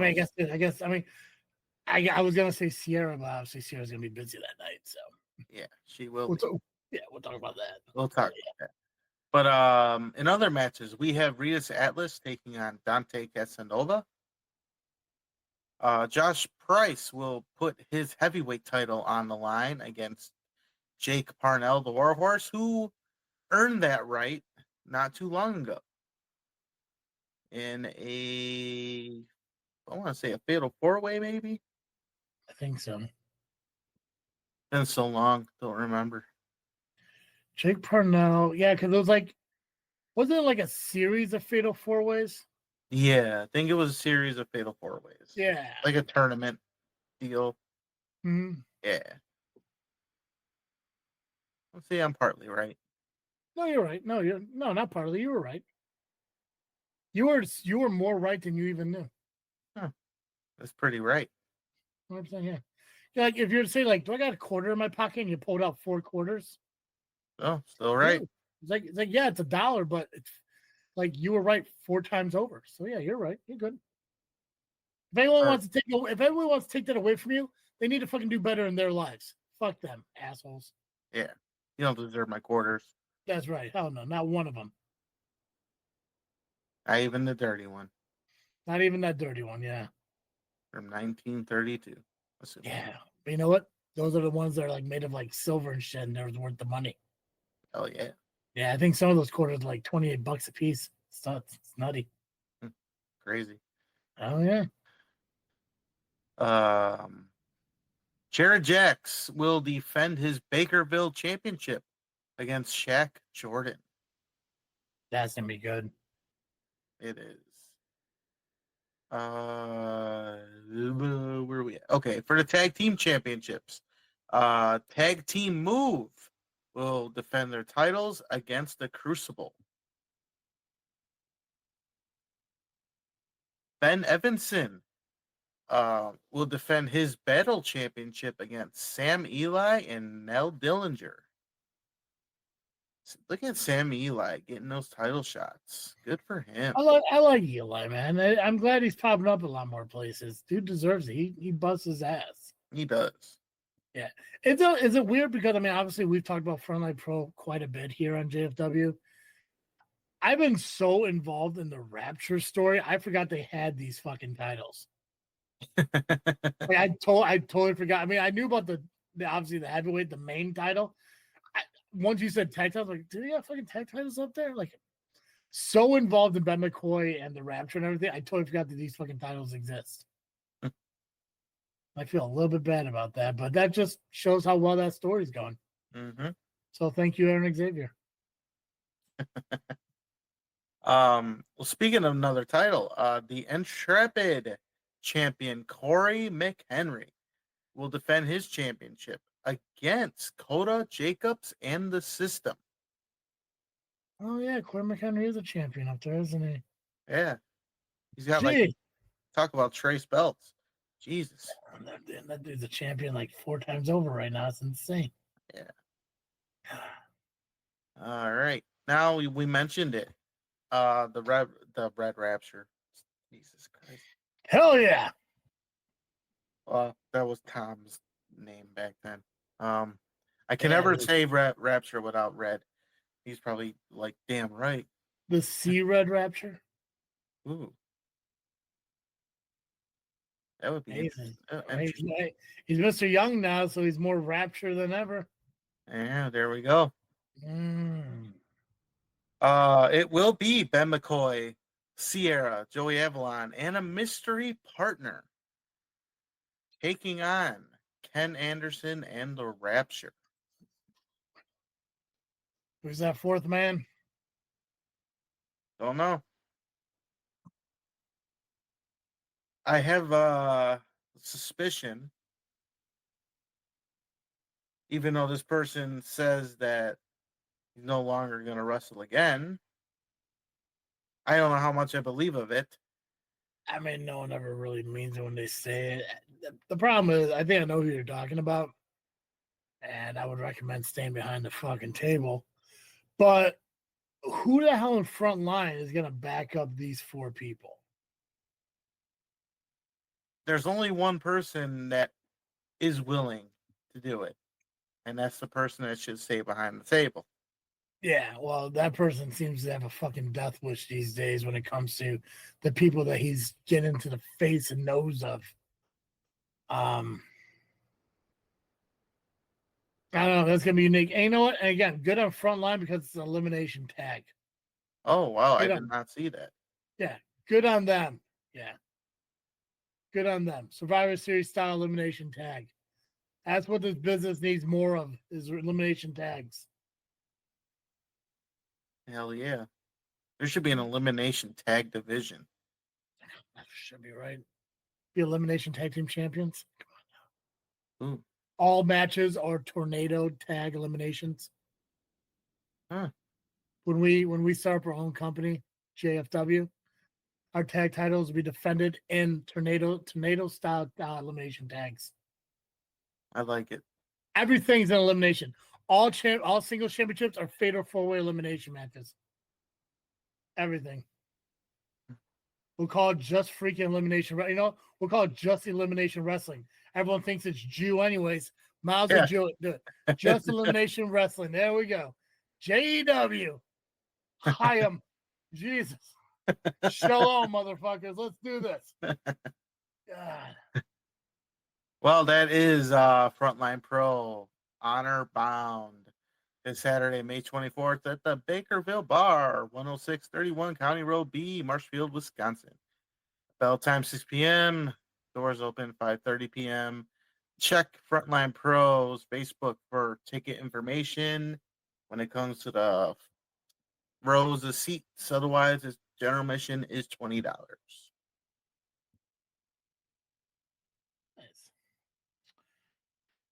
Let's see here. 1, 2, 3, 4. Yeah, I got everything here. Okay. This coming Saturday, Squared Circle Megastars returns, and they come back with Unbreakable. Tickets are available if you go over to their Facebook page, go up to their Squared Circle Megastars post, go to Eventbrite, pick up your tickets there. This show is Saturday, May 24th at the Berwyn Eagles Club. Tickets are $20. Doors open at 6, bell times at 7. You can buy them early. They're $15 pre-sale, or pick up a family bundle for just $40. Obviously, cards subject to change, but currently set for this event is you will see a 3-way dance between Nick Diamond, FXB, and Oso Twerko. The SCM Shooting Star Championship will be defended in a fatal 4-way. You're going to see Nate and Niall take on Septico against Magico versus Balling. The tag team titles will be on the line as Grim Reality will go up against the Rapture. Is there a second Rapture? This ain't the same Rapture. There's no way. That's no way. How many Raptures are there? At least 2. That ain't the same Rapture. But hey, who knows? Who knows who the better Rapture is? I guess this is the Illinois Rapture. That could be true. Yeah. Aaron's running the Wisconsin one. This could be the new ARC. Johnny Santos will be going up against Just Amazing with KO Kendra and in his corner. Sammy Chaos will be going up against Sofia Castillo. And the big fucking surprise. And the Square Circle Megastar Heavyweight Championship match, David Ali will be going up against, who do you think? That bitch, James Creed. That's right. James Creed will get a shot at the SCM Heavyweight Championship. And of course, the final match is the Mega Championship when Mason Perks goes one-on-one with the champion, Rafael Quintero. So, again, obviously, check it out. If you're up by the Berwyn Eagles Club, go check out Square Circle Megastars. Again, you can pre-order your tickets for $15 right now. Get them for $20 at the door. So, cool. Yeah. Sounds like a great show. You know what? I got my vacation starts on Friday. And I want to try to make the most of my my vacation. I know I'm already busy on Friday, or else I would be making ARW, which I clearly forgot until you mentioned it this morning. I was like, oh, I can make ARW on Friday, but I already got plans on Friday. Square Circle Megastars is a show that I wouldn't mind checking out. I mean, Macomb too. D6. I mean, those two would be pretty cool to check out. Obviously, I'll be at IPW on the 25th, and we're going to talk about that here shortly. But, man, there's between that and Ultimate Combat on next Friday, and I'm on vacation. I mean, I can make up some shows, and maybe stop lying to myself about going and never showing up, because I've been doing that a lot lately, and just a monster for it. Anyways, Freelance Wrestling, what we got? Freelance. We have Friday, May 23rd. They present one goal. What's that goal? Just one goal. Oh, that's the name of the show. Oh, wow, house. Just one goal. That's it. We got one goal. Did they happen to mention what that goal is? No. Sons of bitches. Maybe that goal is to get people to watch it. Ooh, that's cool. That's true. Even though it takes place at the Logan Square Auditorium, this show is sold out completely. No tickets. You can only watch it on IWTV Live. So if you're not subscribed, I suggest you do so. Oh, 100%, I would. I didn't have it for the longest time, and I'm glad I do now. I still can't get my password changed. But luckily my card expired, so they're not taking any money out. Take that, IWTV. Bell time is 8 p.m. Okay. Sorry, go ahead. You're good. I don't know what time the doors will be open for people sitting at home. Just open up your door anytime and pop on IWTV. There you go. But when you do go to IWTV, you are going to see a 20-person battle royal. And here is the participants in this 20-person battle royal. You have August Matthews, Alfonso Gonzalez, RJ Sawa, Laney Luck, Nova Mars, Shaza McKenzie, Darren Corbin, Davey Bang, Matt Nix, Davina Thorne, Trent Wrigley, Reagan Lydell, Candy Elliott, which probably not good for him with Laney Luck in the match. They have issues. He's in love with her. He gonna die. Darius Luttrell, CJ Martin, Kelvin Tankman, Trevor Outlaw, Blair Onyx, your favorite, Sam Holloway, and a mystery. Who could it be? Who can it be now? Now, if I were to guess, Yes. I'd say be GPA. Okay. He has not been around in a while. And he is the husband of Laney Luck. Good assessment. Narrowing that shit down. I mean, I know he was taking a hiatus, but he didn't say how long he'd be out. That's true. We can see red. Yeah. He took a sabbatical and he came back. That's right. I'm only coming back for one more. Except for the next one. And then the one after that. And then the one after that, yeah. So I don't know if there's the winner gets anything for winning, but maybe they will get something.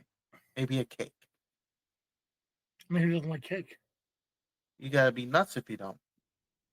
It's probably nuts in the cake. I don't like nuts though. So not my kind of cake. No, I got you. Well, speaking of cake, this works. For the tag team titles, we got Home Cooking. Oh, there we go. Defending their tag team titles against the New Guys. That should be an interesting matchup. We have a student versus teacher match, as it will be Isaiah Velasquez taking on Steve Boz. Oh, there we go. Now, if I am correct, now someone can please correct me if I'm wrong. This is Steve Boz's debut into freelance. Really? That's kind of surprising. Yeah. There's no way he hasn't wrestled in freelance before, right? It's a possibility. Because I think at the time when CSW was just starting out or, going on, Freelance showed up, later on. So Boz likes to focus on one thing sometimes. So it's a possibility he's never been freelance. But whoever's out there listening, please comment if I'm wrong or right. Well, actually, comment if I'm right. Because I like when I'm right. And then for the world title, we have Devin Monroe, current champion, against Wes Barkley. And that is Freelance. One goal, Friday, May 23rd. Sold out, IWTV only, 8 p.m. bell time.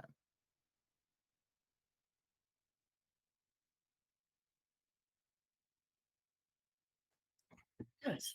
Okay. POWW Entertainment has a show this Saturday. This is up in Elburn, Illinois, at the Obscurity Brewing and Craft Mead, located at 113 West North Street in Elburn, Illinois. By the looks of this, it's an outdoor event because the gates open at 3 p.m. Showtime is at 4 p.m. Outdoor show, weather permitting. Look at that. Tickets are available at the event info section of the event listed on Facebook. Would you go over to POWW Entertainment, find the event there on the calendar at drinkobscurity.com. Current matches that are scheduled. One of them will be Acid Jazz taking on Ruthless Ramon Rodriguez. Magnus King will be going one-on-one with AC Hamilton. Hardcore Impact are together. They'll be going up against Jay Scott and Doug Simmons. Mason Perks will be putting the POW championship match, POW championship title on the line against number one contender Haven. Currently, those are the only matches currently announced. But again, you can buy your tickets right now for this show over at Obscurity or drinkobscurity.com. I'll look real quick for you. I'll help you guys out here real quick. Front row seats are $25. Second row seats are $20. General admission are $15. So food and drink specials will be available, and live music will follow the wrestling. So if you're up in Elburn, check them out this Saturday. Hell yeah. IPW left. Is that the last one? I believe so. Okay. Sunday. Yeah. Yeah. This Sunday, IPW, May 25th, is at the VFW Hall Post 311 22341 Governor's Highway in Richmond Park, Illinois. Doors open 6 Jesus Christ. 3 p.m. Bell time 4 p.m. General admission tickets are $15. Kids 10 and under, you are just $10. Matches announced already. All right. Where do I want to go?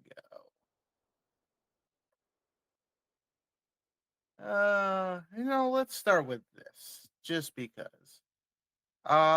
We have the medallion returning. The tournament is happening again. We are going to have some qualifying matches. However, we do not know what matches are taking place this Sunday. We just know who will be participating so far. And already announced today, Gustavo.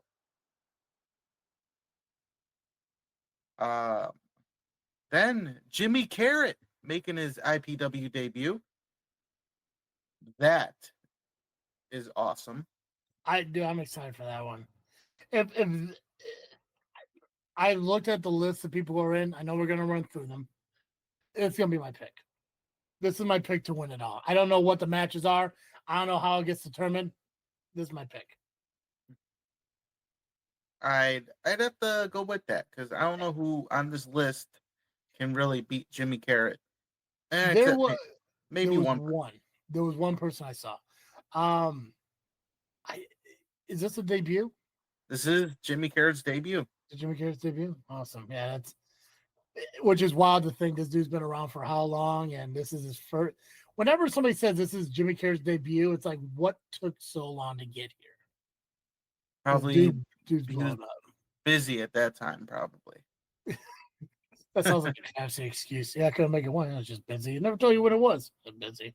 Well, IPW was different when it first started. Things have evolved since. Okay. So maybe Jimmy Carrot was doing other things while IPW started. True. This is my pick, though. Sorry, guys. Jimmy Carrot's going to beat your ass. Even Muggsy James. Sorry, I love you, buddy. Jimmy Carrot will win. Well, speaking of Muggsy James, he is also in this tournament, or going to be in qualifying to be in the tournament. Johnny Nye, Jason Dre Marquis, who we saw debut at Spring Break of ARWPRO, just showed up out of nowhere. Michael Camino, Jackson Stampede Larkin, Jay Thunder, who I believe can give Jimmy Carrot a fight. Thunder would be my second. Thunder was my pick until I saw Carrot. So. Also, did they just book the wrong Larkin? As a different Larkin. I mean, yeah, don't get me wrong. I mean, Jackson's all well and good and everything. He just doesn't seem as lovely as the other one. Oh, he's definitely not lovely. He doesn't look lovely. He kind of reminds me of is that Bad News Brown? Yeah. He kind of reminds me of Bad News Brown. And then lastly, Christian Torjan. So those are the list of the participants participating this weekend in the medallion qualifying matches. Now, we don't know who's facing who yet. It could be a lethal lottery for all we know. What was that one event that we hosted? That was the Ingression tournament. It was the Ingression tournament, okay. And that was like 20-something matches in one night? Yeah. And those dirty workhorses, Those assholes. Yeah, they were ungrateful. We gave them an opportunity and they just were mad. Yeah, assholes. Like, what did I do to you? I didn't give you a chance. Yeah, we gave them a chance to do something after they lost their tournament matches. But whatever. Yep. And what do? They attack you. Yeah, I didn't do anything. Dicks. Let's see. All right, you know what? We'll talk about this. Let's give them something to talk about. We got the Champion Showcase. Yeah. Now, at first I was kind of upset because it's the 3-on-4, as it would be the trios champions, PB&J, me, Danger, Trax, against the tag team champions, the program, Nick Diamond and Kendall Fire, Second City champion Marcelo Spade, and double champion Corey McHenry, alternative and junior heavyweight champion. Now, I think Corey should be on our team, honestly. I think he should be. 100%. Now, and that question, why is it 3-on-4? Where is Miles Mercer? He's also a champion in IPW. He should be part of this.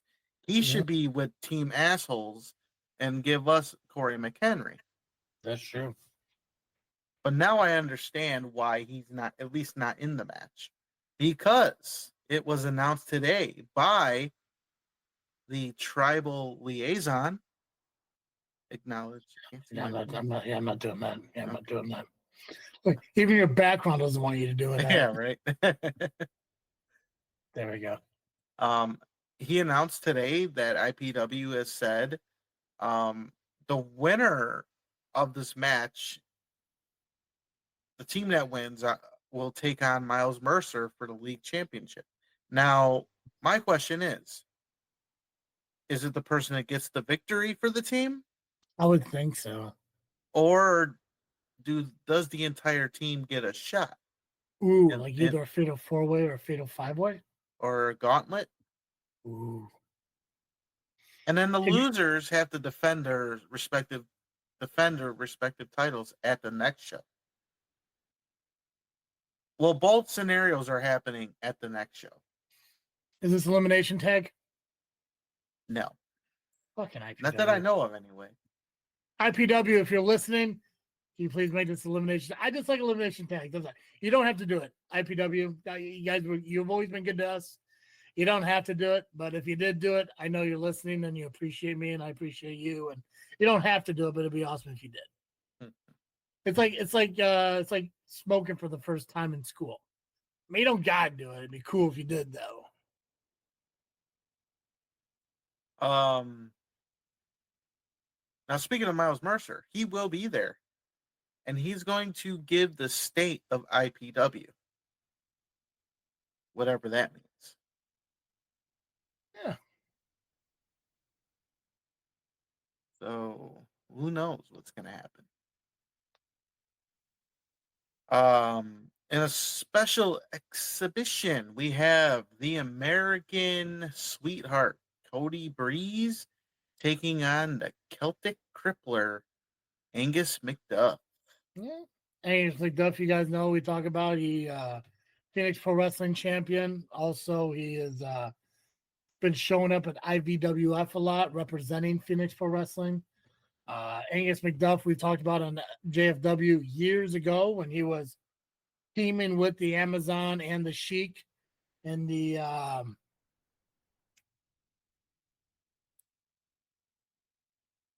what's that group that they fucking had? The Unholy Alliance. Okay. Yeah. He has his own, he used to have his own personal JFW shirt. Longtime friend. He was at the first and only primetime wrestling show in Peatone. So that was a long time before. Yeah. So I've always been a huge fan of Angus McDuff, and I'm excited to see him on Sunday. I haven't seen him wrestle in, God, probably 7 years. So I'd be excited to. And granted, it sounds like a long time. That was 2018. It wasn't that long ago, but yeah, it seems like that. Well, time flew since 2020. We have another handicap match to talk about. It will be the morning after Max Holiday and Rion Skills. Your best friend Max Holiday. Mm-hmm.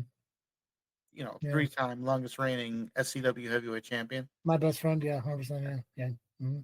They'll be taking on the big leagues, Motivation Mike and the Breax Bros.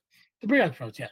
This is actually a 3-on-3 match, because it doesn't seem like you're giving credit to the boot name Sue. So, you know what? That's IPW's fault. I'm just going by what that's IPW right. has said. IPW. It is my best friend, 3-time longest reigning SCW heavyweight champion, Max Holiday, Rion Skills, and the boot name Sue, taking on the Breax Bros and Motivation Mike. Because let's be honest, I've seen Motivation Mike wrestle. He couldn't even compete with the boot when it's not on Max Holiday's foot. So that is true. 100%. Also, if this is an elimination, it should be. I'm just saying. Every match, JEW coming soon, or coming eventually. Maybe could happen. Who knows? It could. And then we have special appearances by Rocket Pro Wrestling champion Steve Michaels, Wrestle League champion Humek, and C3 Ultimate Wrestling champion D'Angelo Steele. Now the question is, will the board be in attendance? I mean, we saw Mr. Young get involved in Steele's match, but it was only one of them. Haven't heard anything from RVP as far as IPW goes, but obviously she's having issues with Mr. Young, and that's that, and that's kind of like that. blurred lines. The IPW does really well with the whole like forbidden door, if that's what you want, if that's what people want to call it, because where I mean, Mr. Young is the board. C Red's ARC. What's at IPW? I mean, we saw what he did to Steel. Obviously, Mr. Young was at the last IPW show. But when it comes down to RVP, Miles Mercer, and C Red, or the board, that's what I'm kind of curious about. I think they'll be there.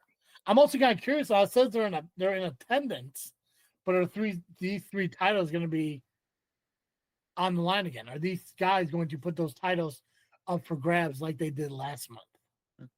That'd be interesting because, I mean, obviously we saw Michaels retain. Humick was a double disqualification, and D'Angelo Steele was count out. Yep. You know, so I mean, it'd be interesting to see what IPW brings us when it comes to these championships again. Should be interesting. And that is the card as of right now for IPW. Sunday, May 25th, JFW Hall Post, 311-22341 Governor's Highway, Richmond Park, Illinois. Doors open at 3 p.m. Bell time is 4 p.m. General admission tickets are $15. Kids 10 and under, you are just $10. See you there, because I will be. Anything else about this upcoming week of wrestling? No. It's a crazy, holiday weekend. Yeah. A lot of shows happening. Absolutely. Next week, I believe we have a show next week. I believe we're doing a show next week. We're going to cover the results of Freelance, ARW, Square Circle Megastars, Frontline Pro, D6, POWW Entertainment, and IPW. 2 shows we're going to cover for next week, and that we know of so far is Ultimate Combat Gauntlet and IWA Productions. So if more pop up that we cover, obviously we'll mention those as right now. Just got 2 match cards for next week. Nubby, give me your final freaking thought, man. What's going on through your mind about the wrestling business? Oh man. Honestly, I think this wrestling business is crazy. We see shit that happens behind the scenes with all types of drama. Yeah. And I feel like there shouldn't be. What are we doing? We're supposed to be, working together and helping each other to put on a show for the fans. Yep. I just feel like there's still more distance between everybody. I mean, whether you are like people running a show or companies, that work against each other, we shouldn't be doing that. We should be working together when it comes to putting on the shows. We don't have to, like each other, but we should respect each other by respecting the business more. 100%, yeah. I agree with you. Yeah. And I think communication is key between the people that work together on their own company. If there's, miscommunications, which can happen, you got to work it out. There should not be like separate things happening, and then all of a sudden you guys clash because you don't agree with this. You all got to come to a common ground and work on your shows, especially when your companies are just starting and you already have issues. There should be none. So do better, people. Yeah. Come on. Yeah. One of the biggest things that kills business is hearsay. Or secondhand information and shit. If you have a problem with somebody, go to that person and talk to them. Don't talk about them to somebody else. That doesn't resolve anything. But no, that's a good one, Nubby. Yeah, no, I like that. Good for you. Yeah, good for you, man. Yeah, things are just on my mind lately about, with all the companies, Mm-hmm. and there should be none of that. We're here for one goal. I mean, well, maybe people have their separate goals to make money, be stars, and that's fine. But without the fans, you're nothing. And we should be worried about putting on a show for the fans.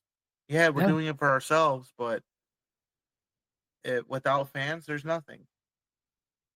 Focus on that. Yeah. Obviously, I'm not the ring guy. I don't get in there. I don't do this stuff.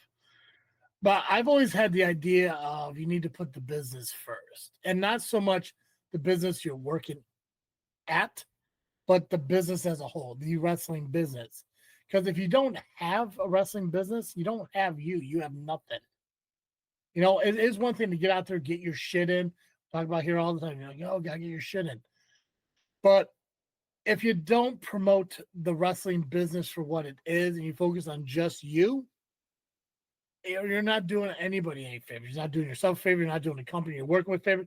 You're not doing anything for the boys that you're working with. It's okay to look out for yourself, but selfishness is everyone's biggest enemy. You gotta promote yourself, obviously, but promote the wrestling business, promote the companies you're working for. I mean, the biggest thing I see all the time that owners talk about is, I got 20 guys on my card, and only 5 of them are sharing the event. I got a handful of trainees, and nobody's promoting the show. And it's a simple thing to do. We do it on a weekly basis. For companies that we don't go to. Companies that we have to search for information for, even though we say all the time, if you don't give us anything, what are we doing? We're not going to do it. But we don't honor that. We hunt down information and give what information we have, because we still want to contribute to the business. You still physically go out there and contribute to the business. I do it verbally, whether it be, commentating or doing this podcast. It's the little things that we don't have to do, but we care enough about the business to do it. That's why there's a list of 20-something promotions that we talk about, and simple promotion. Simply share a match card, share a poster, make a post. Yep, can't wait to be at blah, blah, blah this Saturday. Hope to see you guys there. Tag the fucking thing, but no, when you get people who are in it for themselves and they think they know more than they do, and they throw their 2 cents in where it doesn't belong, then you start making waves. And better than I do. Those locker rooms aren't big enough for that shit. Locker rooms are fucking nuts. Yeah, that's a good one, man. So Travis, what's your freaking thought? I didn't really have a lot of a thought as far as the one thing I have been thinking about, and I forgot to mention it, but I still can, obviously. Nick Diamond is not wrestling Santino at IPW. That has been stated. That is a fact. I don't care what fucking pizza he brings you. Ain't happening. Now, I did say, if he brings me a pizza, I'll think about it. That's right. That's right. You take that pizza, and then your thought goes beyond no more. Right. I know I'm guilty of it too. A lot of people give Santino a lot of shit, and and obviously some of the jokes may be a little bit too far with him and everything. And there's some things I do feel bad about. Does he bring it upon himself? Yes, 100%. A lot of these wrestling fans kind of have to realize, these guys, they have personalities that they don't give a fuck who you are. And being the bad guy, they're going to say whatever they want to say to you. And sometimes it's like, man, it sucks that they said that to him. But again, Santino brought it on himself, and he tells people oh, to stop, or, what do you mean? That's not nice. But I was like, dude, then you got to stop. Just enjoy wrestling for what it is. Entertainment that you can go and watch and enjoy. I watched the vlog of down the LAM, and there was they're shooting the video of Damian Gray giving Santino that poster to hold up. And I think that was because he lost the arm wrestling bet or something, right? Yeah. And clearly Santino didn't want to do it. Like, well, that's kind of shitty because Santino should have honored the bet. But you know, he tore up the poster, but he had his moment. He was able to interact with Damian Gray in the audience. You know, he was able to interact with No Coast, you know, regardless of the outcome at the end. He had the experience from the audience that a lot of people don't get. And he should be able to appreciate that. He needs to not, and it's not just him, everyone else.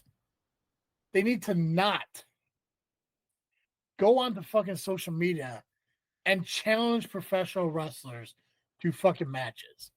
The only fan who's the exception right now, and I'll give 100% credit and respect to, the only person who has any right now as a wrestling fan to challenge a pro wrestler to a match in the future is Double J.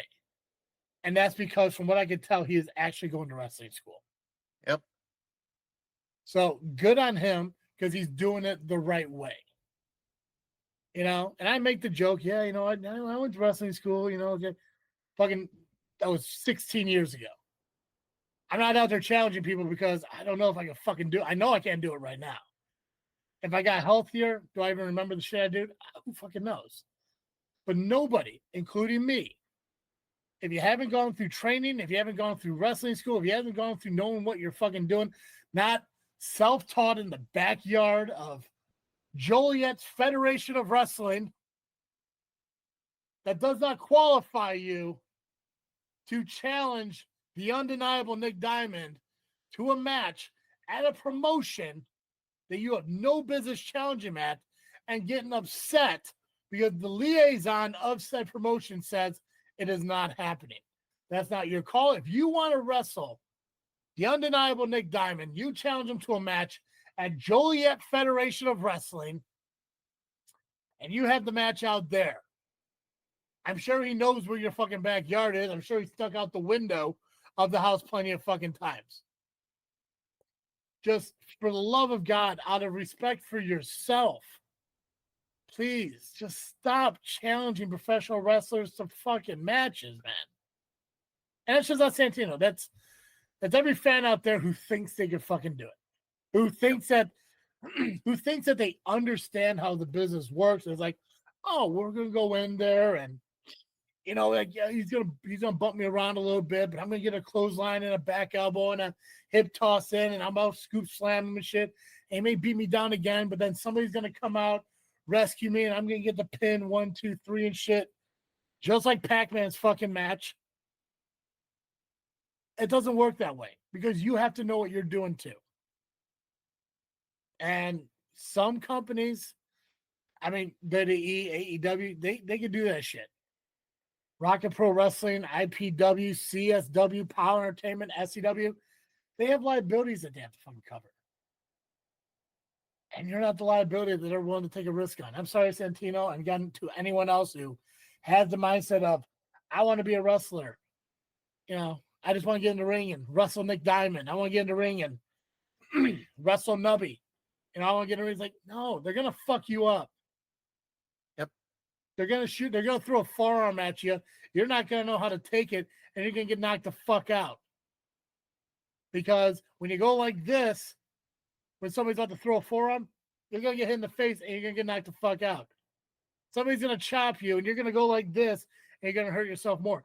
Because you have to be able to let your guard down, as weird as it says, in order to fucking wrestle. It's just how it is. And people who are untrained don't understand that. Yep. So it just, Santino, I don't know if you listen to the show. If you do, awesome. If not, fuck yourself. I don't care. You got to stop challenging people to matches because nobody is going to book you in it unless you do what Double J did and go get professionally trained. Because I have no doubt, maybe not next season, but maybe in 2027, we could see Double J in the RPW ring. Legitimately having a fucking match. if he sticks to it. Hope he does. This weekend, Saturday night main event. R-Truth is going to wrestle John Cena. Hollywood boyhood dream come to true. He's wrestling a shouted hero. Good for R-Truth. We'll do results. Or we'll do predictions. Maybe I'll get Jay. Maybe we'll do a show about it. See what his schedule looks like. Anything else wrestling related, Nubby? I got nothing. Okay. Guys, make sure you follow us on social media, Facebook, Instagram, and Twitter. Just by searching Just Freakin Wrestling or the JFW Podcast. If you're listening to us on audio, continue to do so wherever you're picking up the audio podcast. But make sure you're subscribing and hit the notification bell while you're there. It does help us out.